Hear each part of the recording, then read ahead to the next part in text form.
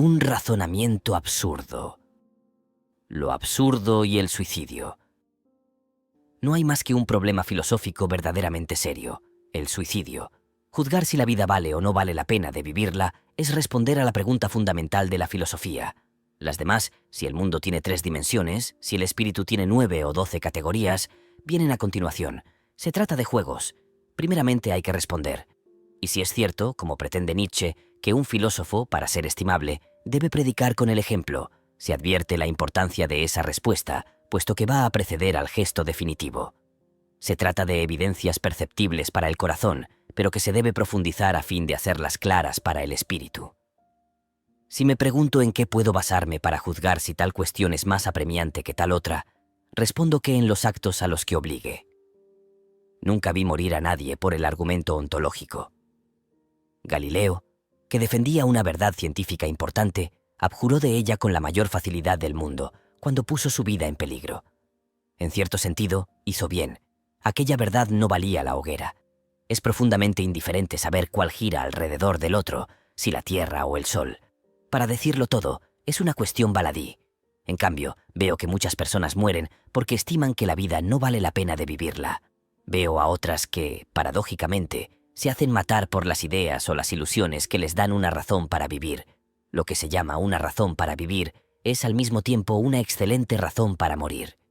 Opino, en consecuencia, que el sentido de la vida es la pregunta más apremiante. ¿Cómo contestarla?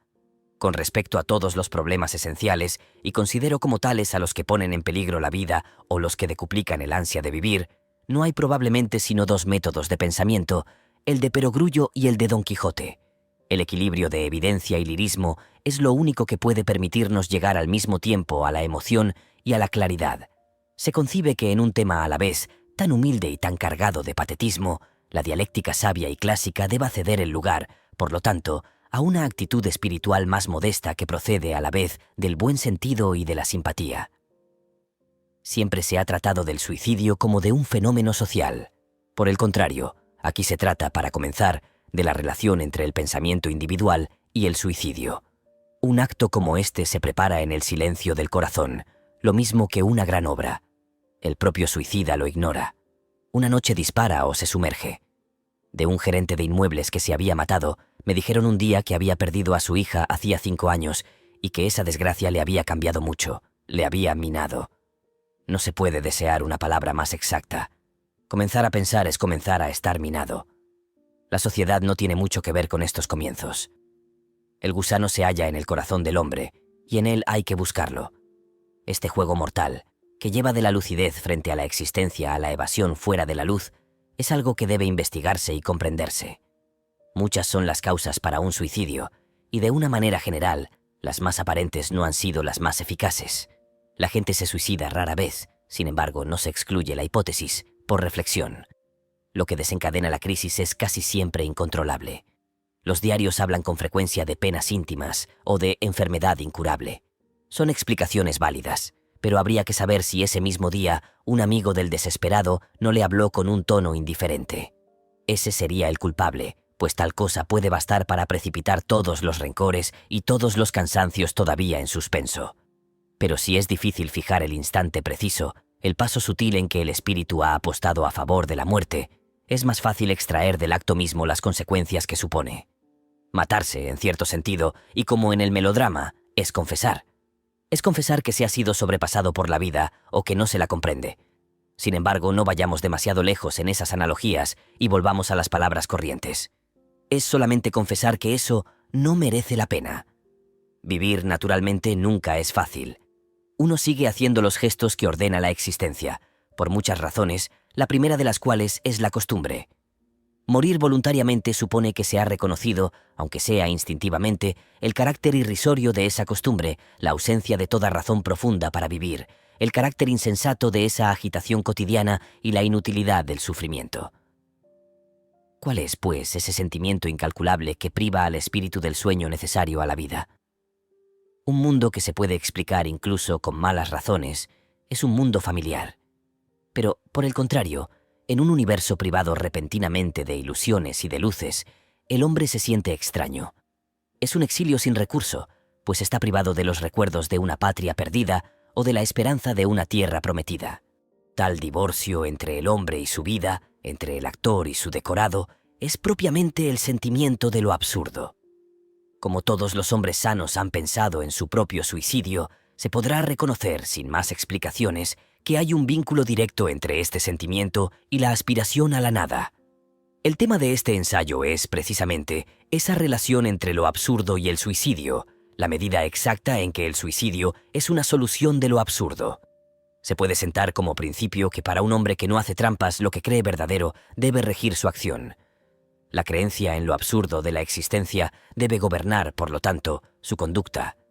Es una curiosidad legítima la que lleva a preguntarse, claramente y sin falso patetismo, si una conclusión de este orden exige que se abandone lo más rápidamente posible una situación incomprensible. Me refiero, por supuesto, a los hombres dispuestos a ponerse de acuerdo consigo mismo. Planteado en términos claros, el problema puede parecer a la vez sencillo e insoluble, pero se supone equivocadamente que las preguntas sencillas traen consigo respuestas que no lo son menos y que la evidencia implica la evidencia.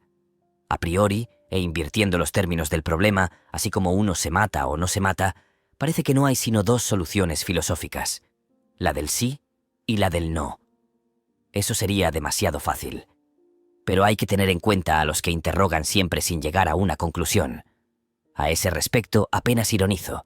Se trata de la mayoría. Veo igualmente que quienes responden que no, obran como si pensasen que sí. De hecho, si acepto el criterio nietzscheano, piensan que sí de una u otra manera. Por el contrario, quienes se suicidan suelen estar con frecuencia seguros del sentido de la vida. Estas contradicciones son constantes. Hasta se puede decir que nunca han sido tan vivas como con respecto a ese punto en el que la lógica, por el contrario, parece tan deseable. Es un lugar común comparar las teorías filosóficas con la conducta de quienes las profesan. Pero es necesario decir que, salvo Kirillov, que pertenece a la literatura, Peregrinos, que nace de la leyenda, y Jules Lequier, que nos remite a la hipótesis, ninguno de los pensadores que negaban un sentido a la vida, se puso de acuerdo con su lógica hasta el punto de rechazar la vida. Se cita con frecuencia, para reírse de él, a Schopenhauer, quien elogiaba el suicidio ante una mesa bien provista. No hay en ello motivo para burlas. Esta manera de no tomarse en serio lo trágico no es tan grave, pero termina juzgando a quien la adopta. Ante estas contradicciones y estas oscuridades, hay que creer, por lo tanto, que no existe relación alguna entre la opinión que se pueda tener de la vida y el acto que se realiza para abandonarla. No exageremos en este sentido. En el apego de un hombre a su vida hay algo más fuerte que todas las miserias del mundo. El juicio del cuerpo equivale al del espíritu y el cuerpo retrocede ante el aniquilamiento. Adquirimos la costumbre de vivir antes que la de pensar. En la carrera que nos precipita cada día un poco más hacia la muerte, el cuerpo conserva una delantera irreparable. Finalmente, lo esencial de esta contradicción reside en lo que yo llamaría la evasión, porque es a la vez menos y más que la diversión en el sentido pascaliano. El juego constante consiste en eludir. La evasión típica, la evasión mortal que constituye el tercer tema de este ensayo, es la esperanza. Esperanza de otra vida que hay que merecer, o engaño de quienes viven no para la vida misma, sino para alguna gran idea que la supera, la sublima, le da un sentido y la traiciona. Todo contribuye así a enredar las cosas. No en vano se ha jugado hasta ahora con las palabras y se ha fingido creer que negar un sentido a la vida lleva forzosamente a declarar que no vale la pena de vivirla. En verdad, no hay equivalencia forzosa alguna entre ambos juicios. Lo único que hay que hacer es no dejarse desviar por las confusiones, los divorcios y las inconsecuencias que venimos señalando. Hay que apartarlo todo e ir directamente al verdadero problema. El que se mata considera que la vida no vale la pena de vivirla. He aquí una verdad indudable, pero infecunda, porque es una perogrullada. Pero es que este insulto a la existencia, este mentís en que se la hunde, ¿procede de que no tiene sentido? ¿Es que su absurdidad exige la evasión mediante la esperanza o el suicidio? Esto es lo que se debe poner en claro, averiguar e ilustrar, dejando de lado todo lo demás. ¿Lo absurdo impone la muerte? Este es el problema al que hay que dar prioridad sobre los demás, al margen de todos los métodos de pensamiento y de los juegos del espíritu desinteresado. Los matices, las contradicciones, la psicología que un espíritu objetivo sabe introducir siempre en todos los problemas, no tienen cabida en el análisis de esta pasión. Lo único que hace falta es el pensamiento injusto, es decir, lógico. Esto no es fácil. Es fácil siempre ser lógico, pero es casi imposible ser lógico hasta el fin. Los hombres que se matan siguen así hasta el final la pendiente de su sentimiento. La reflexión sobre el suicidio me proporciona, por lo tanto, la ocasión para plantear el único problema que me interesa. ¿Hay una lógica hasta la muerte? No puedo saberlo sino siguiendo, sin apasionamiento desordenado, a la sola luz de la evidencia, el razonamiento cuyo origen indico. Es lo que llamo un razonamiento absurdo. Muchos lo han comenzado, pero no sé todavía si se han atenido a él. Cuando Karl Jaspers, revelando la imposibilidad de constituir al mundo en unidad, exclama: «Esta limitación me lleva a mí mismo, allá donde ya no me retiro detrás de un punto de vista objetivo que no hago sino representar, allá donde ni yo mismo ni la existencia ajena puede ya convertirse en objeto para mí». Evoca, después de otros muchos, esos lugares desiertos y sin agua en los cuales el pensamiento llega a sus confines. Después de otros muchos, sí, sin duda, pero cuán impacientes por escapar. A esta última vuelta en la que el pensamiento vacila, han llegado muchos hombres, y de los más humildes. Estos renunciaban entonces a lo más querido que poseían y que era su vida. Otros, príncipes del espíritu, han renunciado también, pero a lo que llegaron en su rebelión más pura fue al suicidio de su pensamiento. El verdadero esfuerzo consiste, por el contrario, en atenerse a él tanto como sea posible y en examinar cerca la vegetación barroca de esas alejadas regiones. La tenacidad y la clarividencia son espectadores privilegiados de ese juego inhumano en el que lo absurdo, la esperanza y la muerte intercambian sus réplicas. El espíritu puede entonces analizar las figuras de esta danza, a la vez elemental y sutil, antes de ilustrarlas y revivirlas él mismo. Los muros absurdos. Como las grandes obras, los sentimientos profundos declaran siempre más de lo que dicen conscientemente. La constancia de un movimiento o de una repulsión en un alma se vuelve a encontrar en los hábitos de hacer o de pensar y tiene consecuencias que el alma misma ignora. Los grandes sentimientos pasean consigo su universo, espléndido o miserable. Iluminan con su pasión un mundo exclusivo en el que vuelven a encontrar su clima. Hay un universo de la envidia, de la ambición, del egoísmo o de la generosidad. Un universo, es decir, una metafísica y una actitud espiritual. Lo que es cierto de los sentimientos ya especializados, lo será todavía más de las emociones tan indeterminadas en su base, a la vez tan confusas y tan ciertas, tan lejanas y tan presentes, como pueden ser las que nos produce lo bello o suscita lo absurdo. La sensación de absurdo a la vuelta de cualquier esquina puede sentirla cualquier hombre. Como tal, en su desnudez desoladora, en su luz sin brillo, es inasible. Pero esta dificultad merece una reflexión. Es probablemente cierto que un hombre no sea desconocido para siempre y que haya siempre en él algo irreductible que nos escape. Pero prácticamente, conozco a los hombres y los reconozco por su conducta, por el conjunto de sus actos, por las consecuencias que su paso suscita en la vida. Del mismo modo puedo definir prácticamente, apreciar prácticamente todos esos sentimientos irracionales que no podría captar el análisis. Puedo reunir la suma de sus consecuencias en el orden de la inteligencia, aprehender y anotar todos sus aspectos, recordar su universo. Es cierto que, en apariencia, no conoceré mejor a un actor personalmente por haberlo visto 100 veces. Sin embargo, si sumo los héroes que ha encarnado y si digo que le conozco un poco más al tener en cuenta el 100º personaje, se tendrá la sensación de que hay en ello una parte de verdad. Pues esta paradoja aparente es también un apólogo. Tiene una moraleja. Enseña que un hombre se define tanto por sus comedias como por sus impulsos sinceros. Existe en ello un tono más bajo de los sentimientos, inaccesibles en el corazón, pero que revelan parcialmente los actos que animan y las actitudes espirituales que suponen.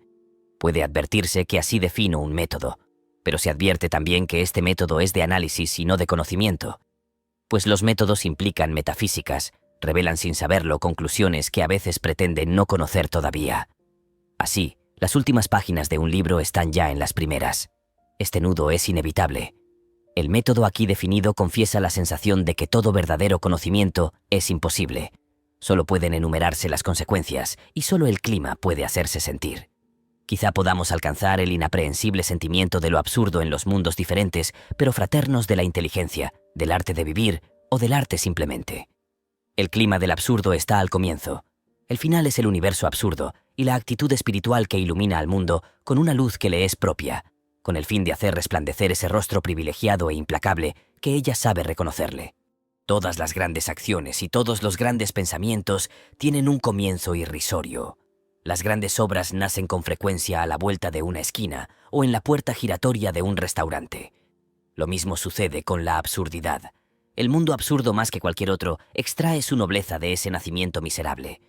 En ciertas situaciones, responder nada a una pregunta sobre la naturaleza de sus pensamientos puede ser una finta en un hombre. Los amantes lo saben muy bien, pero si esa respuesta es sincera, si traduce ese singular estado del alma en el cual el vacío se hace elocuente, en el que la cadena de los gestos cotidianos se rompe, en el cual el corazón busca en vano el eslabón que la reanuda, entonces es el primer signo de la absurdidad. Suele suceder que los decorados se derrumben.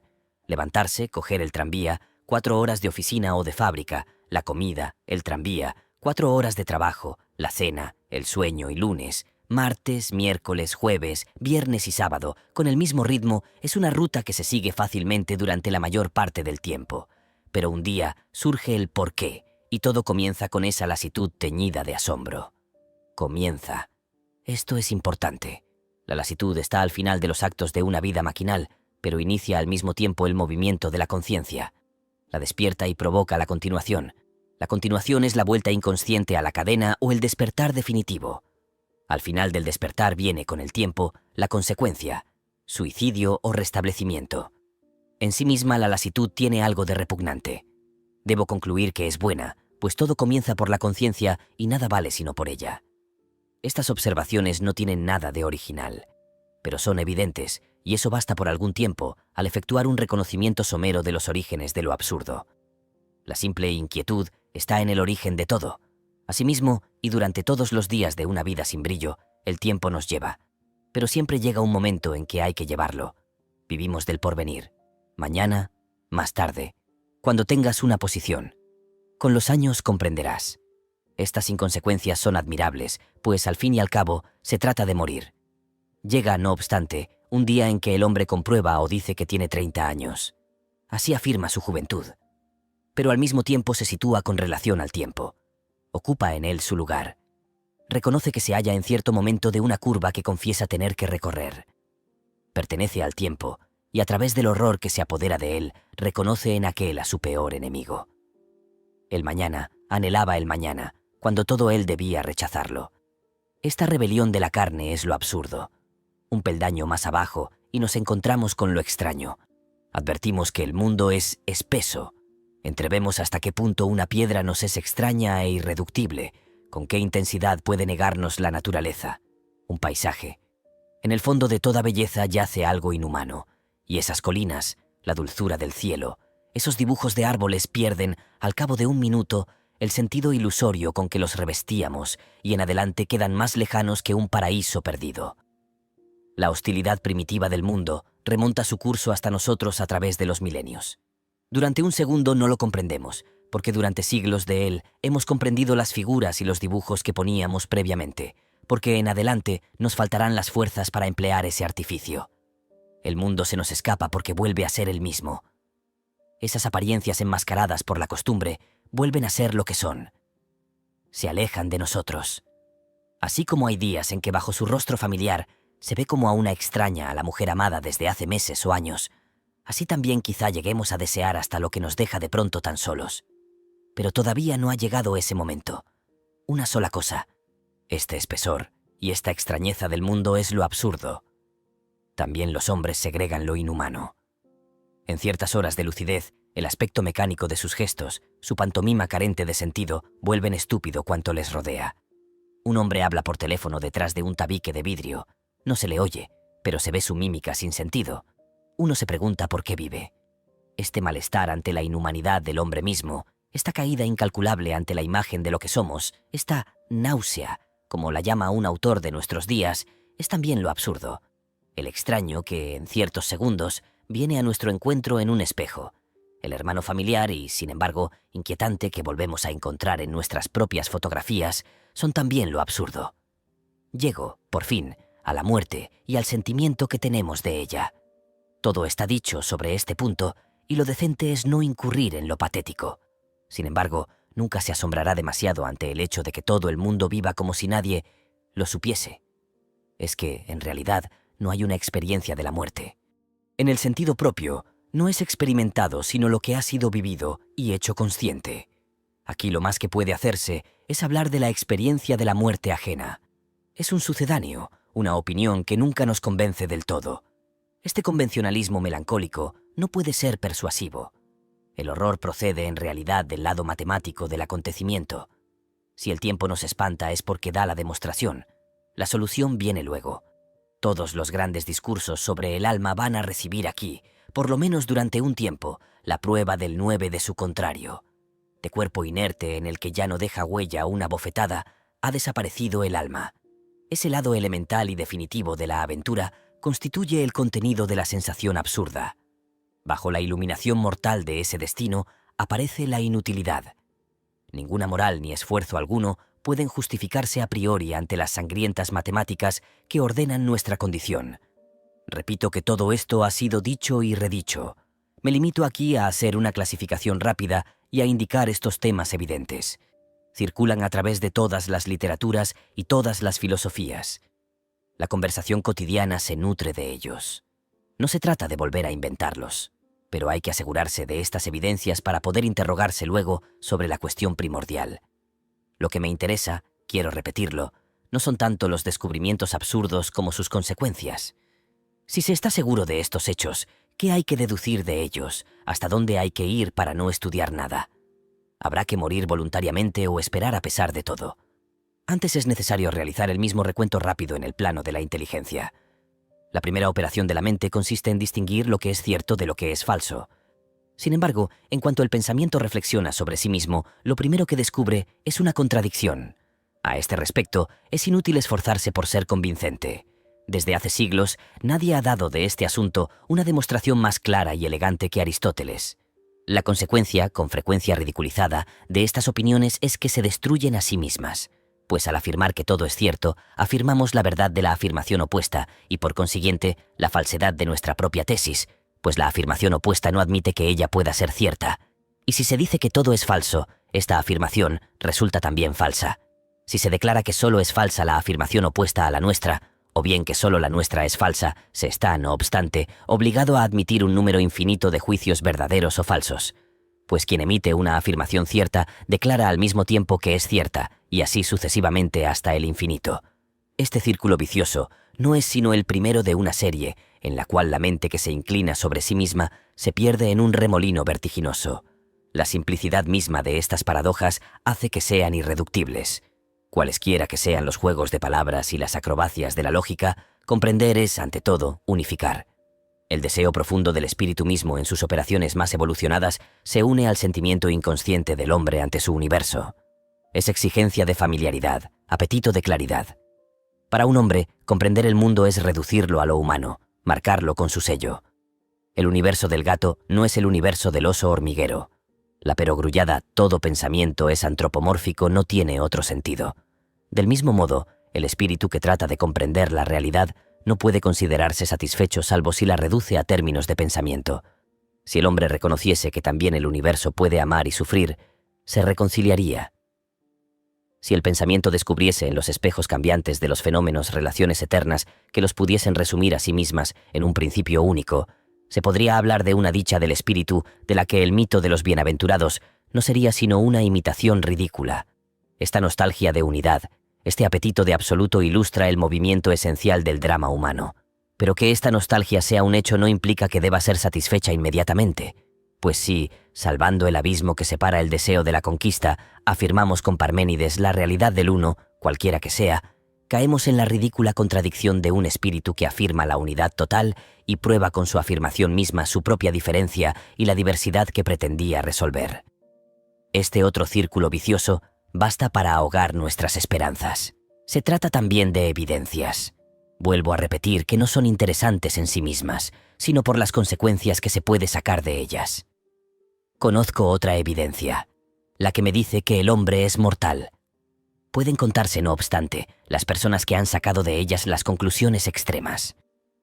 En este ensayo hay que considerar como una perpetua referencia el desnivel constante entre lo que nos imaginamos saber y lo que sabemos realmente. El consentimiento práctico y la ignorancia simulada hace que vivamos con ideas que, si las pusiéramos a prueba verdaderamente, deberían trastornar toda nuestra vida. Ante esta contradicción inextricable del espíritu, captaremos plenamente el divorcio que nos separa de nuestras propias creaciones. Mientras el espíritu calla en el mundo inmóvil de sus esperanzas, todo se refleja y se ordena en la unidad de su nostalgia. Pero apenas hace su primer movimiento, ese mundo se agrieta y se derrumba. Una infinidad de trozos que lo reflejan se ofrecen al conocimiento. Hay que desesperar de que podamos reconstruir alguna vez la superficie familiar y tranquila que nos daría la paz del corazón. Después de tantos siglos de investigaciones y de tantas abdicaciones de los pensadores, sabemos que esto es cierto para todo nuestro conocimiento. Con excepción de los racionalistas declarados, todos desesperan actualmente del verdadero conocimiento. Si hubiera que escribir la única historia significativa del pensamiento humano, habría que hacer la de sus arrepentimientos sucesivos y de sus impotencias. ¿De quién y de qué puedo decir? En efecto, lo conozco. Puedo sentir mi corazón y juzgar que existe. Puedo tocar este mundo y juzgar también que existe. Ahí termina toda mi ciencia y lo demás es construcción. Pues si trato de captar ese yo del cual me aseguro, si trato de definirlo y resumirlo, ya no es sino agua que corre entre mis dedos. Puedo dibujar uno a uno todos los rostros que toma, así como todos los que se le han dado. Esta educación, este origen, este ardor o estos silencios, esta grandeza o esta bajeza. Pero no se suman los rostros. Este mismo corazón mío me resultará siempre indefinible. Entre la certidumbre que tengo de mi existencia y el contenido que trato de dar a esta seguridad, hay un foso que nunca será colmado. Seré siempre extraño a mí mismo. En psicología, como en lógica, hay verdades, pero no verdad. El conócete a ti mismo de Sócrates vale tanto como el sé virtuoso de nuestros confesonarios. Revelan una nostalgia al mismo tiempo que una ignorancia. Son juegos estériles sobre grandes temas. No son legítimos sino en la medida exacta en que son aproximativos. He aquí también unos árboles cuya aspereza conozco y un agua que saboreo. Estos perfumes de hierba y de estrellas, la noche, ciertos crepúsculos en que el corazón se dilata. ¿Cómo negaría yo este mundo cuya potencia y cuyas fuerzas experimento? Sin embargo, toda la ciencia de esta tierra no me dará nada que pueda asegurarme que este mundo es mío. Me lo describís y me enseñáis a clasificarlo. Me enumeráis sus leyes y en mi sed de saber consiento en que sean ciertas. Desmontáis su mecanismo y mi esperanza aumenta. En último término, me enseñáis que este universo prestigioso y abigarrado se reduce al átomo y que el átomo mismo se reduce al electrón. Todo esto está bien y espero que continuéis. Pero me habláis de un invisible sistema planetario en el que los electrones gravitan alrededor de un núcleo. Me explicáis este mundo con una imagen. Reconozco entonces que habéis ido a parar a la poesía. No conoceré nunca. ¿Tengo tiempo para indignarme por ello? Ya habéis cambiado de teoría. Así, esta ciencia que debía enseñármelo todo termina en la hipótesis. Esta lucidez naufraga en la metáfora. Esta incertidumbre se resuelve en obra de arte. ¿Qué necesidad tenía yo de tantos esfuerzos? Las líneas suaves de esas colinas y la mano del crepúsculo sobre este corazón agitado me enseñan mucho más. He vuelto a mi comienzo. Comprendo que si bien puedo, por medio de la ciencia, captar los fenómenos y enumerarlos, no puedo aprehender el mundo. Cuando haya seguido con el dedo todo su relieve, no sabré más que ahora. Y vosotros me dais a elegir entre una descripción que es cierta, pero que no me enseña nada, y unas hipótesis que pretenden enseñarme, pero que no son ciertas. Extraño a mí mismo y a este mundo, armado únicamente con un pensamiento que se niega a sí mismo en cuanto afirma: ¿qué condición es esta en la que no puedo conseguir la paz, sino negándome a saber y a vivir, en la que el deseo de conquista choca con muchos que desafían sus asaltos? Querer es suscitar las paradojas. Todo está ordenado para que nazca esa paz emponzoñada que dan la indiferencia, el sueño del corazón o los renunciamientos mortales. También la inteligencia me dice, por lo tanto, a su manera, que este mundo es absurdo. Es inútil que su contraria, la razón ciega, pretenda que todo está claro. Yo esperaba pruebas y deseaba que tuviese razón, mas a pesar de tantos siglos presuntuosos y por encima de tantos hombres elocuentes y persuasivos, sé que eso es falso. En este plano, por lo menos, no hay felicidad si no puedo saber. Esta razón universal, práctica o moral, este determinismo, estas categorías que explican todo, son como para hacer reír al hombre honrado. Nada tienen que ver con el espíritu. Niegan su verdad profunda, que está encadenado. En este universo indescifrable y limitado adquiere en adelante un sentido el destino del hombre. Una multitud de elementos irracionales se ha alzado y lo rodea hasta su fin último. En su clarividencia recobrada y ahora concertada se aclara y se precisa el sentimiento de lo absurdo. Yo decía que el mundo es absurdo y me adelantaba demasiado. Todo lo que se puede decir es que este mundo, en sí mismo, no es razonable. Pero lo que resulta absurdo es la confrontación de ese irracional y ese deseo desenfrenado de claridad cuyo llamamiento resuena en lo más profundo del hombre. Lo absurdo depende tanto del hombre como del mundo. Es por el momento su único lazo. Une el uno al otro como solo el odio puede unir a los seres. Eso es todo lo que puedo discernir claramente en este universo sin medida donde tiene lugar mi aventura. Detengámonos aquí.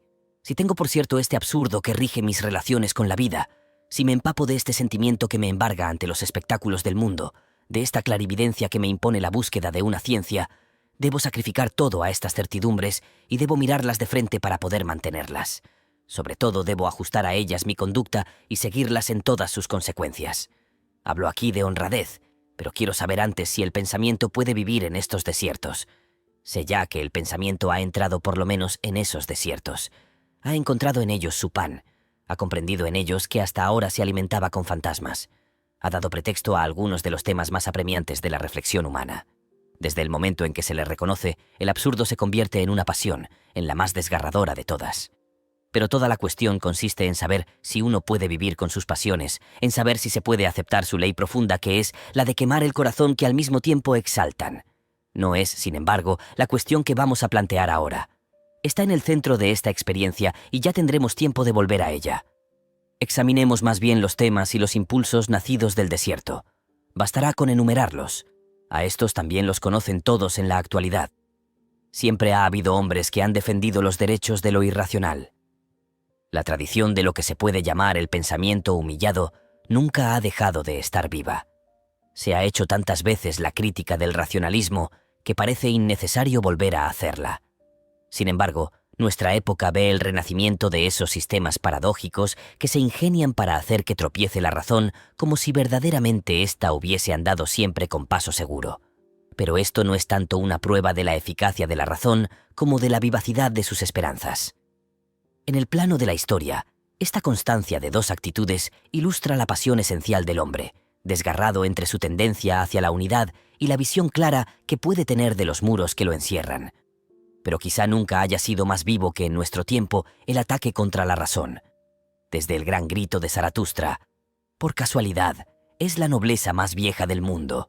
Yo se la he devuelto a todas las cosas cuando he dicho que por encima de ellas ninguna voluntad eterna quería. Desde la enfermedad mortal de Kierkegaard, este mal que conduce a la muerte sin nada después de ella, se han sucedido los temas significativos y torturantes del pensamiento absurdo. O, por lo menos, y este matiz es capital, los del pensamiento irracional y religioso. De Jaspers a Heidegger, de Kierkegaard a Chestov, de los fenomenólogos a Scheler, en el plano lógico y en el plano moral, toda una familia de espíritus emparentados por su nostalgia, opuestos por sus métodos o sus fines, se han dedicado con afán a cerrar la vía real de la razón y a volver a encontrar los rectos caminos de la verdad. Doy por supuesto aquí que esos pensamientos son conocidos y vividos. Cualesquiera que sean o que hayan sido sus ambiciones, todos han partido de este universo indecible, en el que reinan la contradicción, la antinomia, la angustia o la impotencia. Y justamente los temas que hemos venido indicando es lo que tienen en común. También con respecto a ellos, es necesario decir que lo que importa sobre todo son las conclusiones que hayan podido sacar de esos descubrimientos. Importa tanto que habrá que examinarlos por separado. Pero por el momento se trata solamente de sus descubrimientos y sus experiencias iniciales. Se trata únicamente de comprobar su concordancia. Si bien sería presuntuoso querer tratar de sus filosofías, es posible y suficiente, en todo caso, hacer sentir el clima que les es común. Heidegger considera fríamente la condición humana y anuncia que esta existencia está humillada. La única realidad es la inquietud en toda la escala de los seres. Para el hombre perdido en el mundo y en sus diversiones, esa inquietud es un temor breve y fugitivo. Pero si ese temor adquiere conciencia de sí mismo, se convierte en la angustia, clima perpetuo del hombre lúcido, en el que vuelve a encontrarse la existencia. Este profesor de filosofía escribe sin temblar y en el lenguaje más abstracto del mundo que el carácter finito y limitado de la existencia humana es más primordial que el hombre mismo.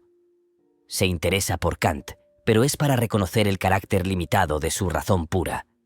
Es para llegar, al término de sus análisis, a la conclusión de que el mundo no puede ya ofrecer nada al hombre angustiado. La verdad de esta inquietud le parece de tal modo más importante que todas las categorías del razonamiento, que no piensa más que en ella y no habla sino de ella. Enumera sus rostros, de fastidio cuando el hombre trivial trata de nivelarla en sí mismo y de aturdiría, de terror cuando el espíritu contempla la muerte. Tampoco él separa la conciencia de lo absurdo. La conciencia de la muerte es el llamamiento de la inquietud y la existencia se dirige entonces un llamamiento a sí misma por medio de la conciencia. Es la voz misma de la angustia y exhorta a la existencia a que se recupere ella misma de su pérdida en el sé anónimo. También él opina que no hay que dormir y que es necesario velar hasta la consumación. Se mantiene en este mundo absurdo y señala su carácter perecedero. Busca su camino en medio de estos escombros. Jaspers desespera de toda ontología porque pretende que hemos perdido la ingenuidad. Sabe que no podemos llegar a nada que trascienda el juego mortal de las apariencias. Sabe que el final del espíritu es el fracaso. Se demora en las aventuras espirituales que nos ofrece la historia y descubre implacablemente el fallo de cada sistema, la ilusión que lo ha salvado todo, la predicación que no ha ocultado nada. En este mundo devastado donde está demostrada la imposibilidad de conocer, donde la nada parece la única realidad y la desesperación sin recurso la única actitud, trata de encontrar el hilo de Ariadna que lleva a los secretos divinos. Chestov, por su parte, a lo largo de una obra de admirable monotonía, orientado, sin cesar hacia las mismas verdades, demuestra sin descanso que el sistema más cerrado, el racionalismo más universal, termina siempre chocando con lo irracional del pensamiento humano. No se le escapa ninguna de las evidencias irónicas, de las contradicciones irrisorias que menosprecian la razón. Una sola cosa le interesa y es la excepción, bien sea de la historia del corazón o del espíritu. A través de las experiencias dostoyevskianas del condenado a muerte, de las aventuras exasperadas del espíritu nietzscheano, de las imprecaciones de Hamlet o de la amarga aristocracia de un Ibsen, descubre, aclara y magnifica la rebelión humana contra lo irremediable. Niega sus razones a la razón y no comienza a dirigir sus pasos con alguna decisión, sino en el centro de ese desierto sin colores en el que todas las certidumbres se han convertido en piedras. Kierkegaard, quizás el más interesante de todos, por lo menos a causa de una parte de su existencia, hace algo más que descubrir lo absurdo. Lo vive. El hombre que escribe. El más seguro de los mutismos no consiste en callarse, sino en hablar. Se asegura, para comenzar, de que ninguna verdad es absoluta y no puede hacer satisfactoria una existencia imposible en sí misma. Don Juan del Conocimiento multiplica los seudónimos y las contradicciones, escribe los discursos edificantes, al mismo tiempo que ese manual del espiritualismo cínico que se llama El Diario del Seductor. Rechaza los consuelos, la moral, los principios tranquilizadores. No procura calmar el dolor de la espina que siente en el corazón. Lo excita, por el contrario, y con la alegría desesperada de un crucificado contento de serlo, construye pieza a pieza, con lucidez, negación y comedia, una categoría de lo demoníaco. Este rostro a la vez tierno e irónico, estas piruetas seguidas de un grito que sale del fondo del alma, son el espíritu absurdo mismo en lucha con una realidad que lo supera. Y la aventura espiritual que lleva a Kierkegaard a sus queridos escándalos comienza también en el caos de una experiencia privada de sus decorados y vuelta a su incoherencia primera. En un plano muy distinto, el del método, con sus exageraciones mismas, Husserl y los fenomenólogos restituyen al mundo su diversidad y niegan el poder trascendente de la razón. El universo espiritual se enriquece con ellos de una manera incalculable. El pétalo de rosa, el mojón kilométrico o la mano humana tienen tanta importancia como el amor, el deseo o las leyes de la gravitación. Pensar no es ya unificar, hacer familiar la apariencia bajo el rostro de un gran principio. Pensar es aprender de nuevo a ver, a estar atento, es dirigir la propia conciencia, hacer de cada idea y de cada imagen, a la manera de Proust, un lugar privilegiado. Paradójicamente todo está privilegiado. Lo que justifica el pensamiento es su extremada conciencia. Aunque sea más positivo que los de Kierkegaard o Chestov, el sistema husserliano, en su origen, niega, sin embargo, el método clásico de la razón, decepciona a la esperanza, abre a la intuición y al corazón toda una proliferación de fenómenos cuya riqueza tiene algo de inhumano. Estos caminos llevan a todas las ciencias o a ninguna, es decir, que el medio tiene aquí más importancia que el fin. Se trata solamente de una actitud para conocer y no de un consuelo. Una vez más, por lo menos en el origen, ¿cómo no advertir el parentesco profundo de esos pensadores? ¿Cómo no ver que se reagrupan alrededor de un lugar privilegiado y amargo donde la esperanza ya no tiene cabida? Quiero que me sea explicado todo o nada. Y la razón es impotente ante ese grito del corazón. El espíritu despertado por esta exigencia busca y no encuentra sino contradicciones y desatinos. Lo que yo no comprendo carece de razón. El mundo está lleno de estas irracionalidades. El mundo mismo, cuya significación única no comprendo, no es sino una inmensa irracionalidad. Si se pudiera decir una sola vez, esto está claro, todo se salvaría. Pero estos hombres proclaman a porfía que nada está claro, que todo es caos, que el hombre conserva solamente su clarividencia y el conocimiento preciso de los muros que lo rodean. Todas estas experiencias concuerdan y se recortan. El espíritu llegado a los confines debe juzgar y elegir sus conclusiones.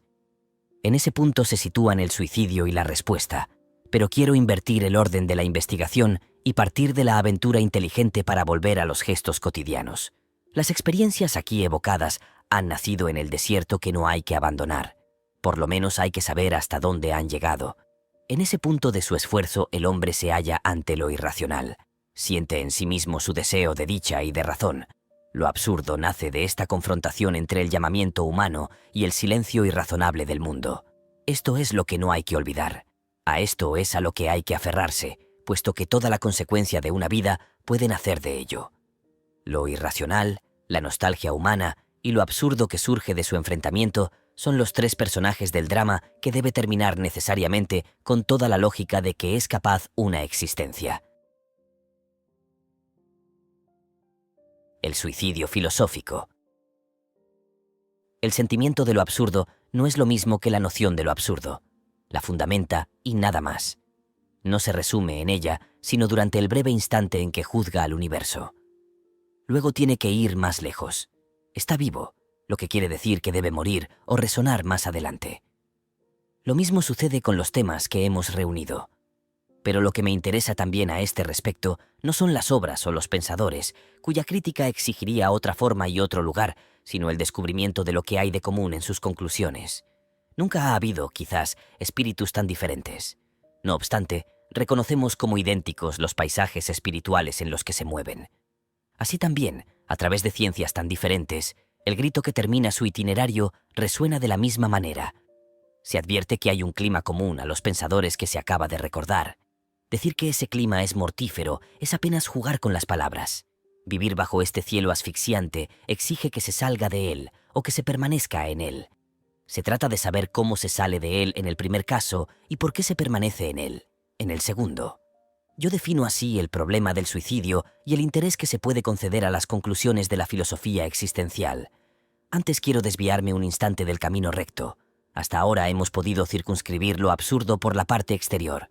Puede uno preguntarse, no obstante, qué es lo que contiene de claro esta noción y tratar de volver a encontrar, mediante el análisis directo, su significación por una parte y por la otra las consecuencias que implica. Si acuso a un inocente de un crimen monstruoso, si le digo a un hombre virtuoso que ha codiciado a su propia hermana, me responderá que eso es absurdo. Esta indignación tiene su lado cómico, pero también su razón profunda. El hombre virtuoso ilustra con esa réplica la antinomia definitiva que existe entre el acto que yo le atribuyo y los principios de toda su vida. Es absurdo, quiere decir, es imposible, pero también es contradictorio. Si veo a un hombre atacar con arma blanca a un grupo de ametralladoras, juzgaré que su acto es absurdo, pero no lo es sino en virtud de la desproporción que existe entre su intención y la realidad que le espera, de la contradicción que puedo advertir entre sus fuerzas reales y el fin que se propone. Del mismo modo, estimaremos que un veredicto es absurdo oponiéndolo al veredicto que, al parecer, imponían los hechos. Del mismo modo, también una demostración por lo absurdo se efectúa comparando las consecuencias de este razonamiento con la realidad lógica que se quiere instaurar. En todos estos casos, desde el más sencillo hasta el más complejo, la absurdidad será tanto más grande cuanto mayor sea la diferencia entre los términos de mi comparación. Hay casamiento, desafíos, rencores, silencios, guerras y también paces absurdos. En cada uno de estos casos, la absurdidad nace de una comparación. Por lo tanto, tengo razón al decir que la sensación de la absurdidad no nace del simple examen de un hecho o de una impresión, sino que surge de la comparación entre un estado de hecho y cierta realidad, entre una acción y el mundo que la supera. Lo absurdo es esencialmente un divorcio. No está ni en uno ni en otro de los elementos comparados. Nace de su confrontación. En el plano de la inteligencia puedo decir, por lo tanto, que lo absurdo no está en el hombre, si semejante metáfora pudiera tener un sentido, ni en el mundo, sino en su presencia común. Es por el momento el único lazo que los une. Si quiero limitarme a las evidencias, sé lo que quiere el hombre, sé lo que ofrece el mundo, y ahora puedo decir que sé también lo que los une. No necesito ahondar más. Una sola certidumbre basta para quien busca. Se trata solamente de sacar de ella todas sus consecuencias. La consecuencia inmediata es, al mismo tiempo, una regla de método. La singular trinidad que se pone así de manifiesto nada tiene de una América descubierta de pronto, pero tiene en común con los datos de la experiencia que es a la vez infinitamente sencilla e infinitamente complicada. La primera de sus características a este respecto es que no puede dividirse. Destruir uno de sus términos es destruirla por completo. No puede haber absurdo fuera de un espíritu humano. Así, lo absurdo termina, como todas las cosas, con la muerte. Pero tampoco puede haber absurdo fuera de este mundo. Y con este criterio elemental, juzgo que la noción de lo absurdo es esencial y puede figurar como la primera de mis verdades. Aquí aparece la regla de método evocada anteriormente. Si juzgo que una cosa es cierta, debo preservarla. Si me ocupo en hallar la solución de un problema, por lo menos no debo escamotear con esta solución misma uno de los términos del problema. El único dato es para mí lo absurdo. El problema consiste en saber cómo se puede salir de él y si el suicidio debe deducirse de ese absurdo. La primera y, en el fondo, la única condición de mis investigaciones es la de preservar aquello que me abruma y respetar, en consecuencia, lo que juzgo esencial en él. Acabo de definirlo como una confrontación y una lucha sin tregua. Y llevando hasta su término esta lógica absurda, debo reconocer que esta lucha supone la ausencia total de esperanza, que nada tiene que ver con la desesperación, el rechazo continuo, que no se debe confundir con la renunciación, y la insatisfacción consciente, que no se debería confundir tampoco con la inquietud juvenil. Todo lo que destruye, escamotea o sutiliza estas exigencias, y en primer lugar el consentimiento que destruye el divorcio, arruina lo absurdo y desvaloriza la actitud que se puede proponer entonces. Lo absurdo no tiene sentido sino en la medida en que no se lo consiente. Existe un hecho evidente que parece enteramente moral. Un hombre es siempre presa de sus verdades. Una vez que las reconoce, no puede apartarse de ellas. No hay más remedio que pagarlas. Un hombre que adquiere conciencia de lo absurdo queda ligado a ello para siempre. Un hombre sin esperanza y consciente de no tenerla, no pertenece ya al porvenir. Esto es natural, pero es natural también que haga esfuerzos por liberarse del universo que él mismo ha creado. Todo lo que precede no tiene sentido, precisamente, sino considerando esta paradoja. Nada puede ser más instructivo a este respecto que examinar ahora hasta dónde llevaron sus consecuencias los hombres que reconocieron el clima absurdo partiendo de una crítica del racionalismo. Ahora bien, para atenerme a las filosofías existenciales, veo que todas, sin excepción, me proponen la evasión. Mediante un razonamiento singular, partiendo de lo absurdo sobre los escombros de la razón, en un universo cerrado y limitado a lo humano, divinizan lo que los aplasta y encuentran una razón para esperar en lo que les desguarnece. Esta esperanza forzosa es, en todos, de esencia religiosa. Se merece que nos detengamos en ella. Ahora analizaré únicamente, y a título de ejemplo, algunos temas particulares de Chestov y Kierkegaard, pero Jaspers va a proporcionarnos, llevado hasta la caricatura, un ejemplo típico de esta actitud. Lo demás se hará más claro. Lo vemos impotente para realizar lo trascendente, incapaz de sondear la profundidad de la experiencia y consciente de este universo trastornado por el fracaso. ¿Va a progresar, o por lo menos, a sacar las conclusiones de este fracaso? No aporta nada nuevo. En la experiencia no ha encontrado sino la confesión de su impotencia y ningún pretexto para deducir algún principio satisfactorio. No obstante, sin justificación, como él mismo dice, afirma de una vez lo trascendente, la existencia de la experiencia y el sentido sobrehumano de la vida, al escribir: El fracaso no demuestra, más allá de toda aplicación y de toda interpretación posibles, la nada, sino la existencia de la trascendencia. A esta existencia que de pronto, y mediante un acto ciego de la confianza humana, lo explica todo, la define como la unidad inconcebible de lo general y lo particular. Así lo absurdo se convierte en Dios, en el sentido más amplio de esta palabra, y la impotencia para comprender en el ser que lo ilumina todo. Nada lleva lógicamente a este razonamiento. Puedo llamarlo un salto.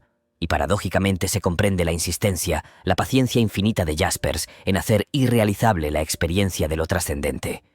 Pues cuanto más fugaz es esta aproximación, tanto más vana prueba ser esta definición y tanto más real es esta trascendencia, pues su apasionamiento al afirmarlo es justamente proporcional a la diferencia que existe entre su poder de explicación y la irracionalidad del mundo y de la experiencia. Parece, por lo tanto, que Jaspers se afana tanto más por destruir los prejuicios de la razón, por cuanto con ello explicará de modo más radical el mundo. Este apóstol del pensamiento humillado va a encontrar en el extremo mismo de la humillación con qué regenerar al ser en toda su profundidad. El pensamiento místico nos ha familiarizado con estos procedimientos. Son tan legítimos como cualquiera otra actitud del espíritu, pero por el momento obro como si me tomara en serio cierto problema. Sin prejuzgar el valor general de esta actitud, ni su poder de enseñanza, quiero considerar únicamente si responde a las condiciones que me he puesto, si es digna del conflicto que me interesa.